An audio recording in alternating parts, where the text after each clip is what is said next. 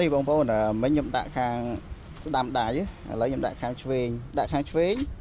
ក៏ដាក់បានដូចគ្នានេះឃើញទេអត់ប៉ះទេបើយើងដាក់ខាងស្ដាំនេះបងប្អូនហាត់ឲ្យបានខ្ញុំបង្ហាញអញ្ចឹងដោយសារនេះពលួយវាមានវែងមានខ្លីណាបើសិនជាយើងដាក់ខាងស្ដាំអានេះអាកន្លះនេះទៅនៅខាងក្នុងកន្លែងនេះហើយពលួយនេះវាអានេះអាថាសនេះវាមកនេះដល់ពេលដាក់ខាង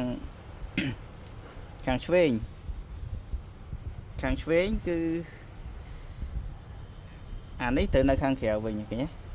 អានេះនៅខាងក្រៅហើយវាគៀកជាមួយអានេះអញ្ចឹងវាចង់នៅចំណុចកណ្ដាលហ្មងបាទតែបើយើងដាក់ខាងនេះអាថាសនេះរៀងឆ្ងាយពីដុំកលេឆ្ងាយជាងនេះបន្តិចបាទបើយើងដាក់ខាងឆ្វេងដៃនេះវាគៀកអញ្ចឹងគឺនៅតែប្រើបានអញ្ចឹងបងប្អូនចង់ដាក់ឆ្វេងចង់ដាក់ស្ដាំយើងនឹងដៃខាងណាយើងដាក់ខាងហ្នឹងអត់បញ្ហាទេបាទហើយយើងឆេះវា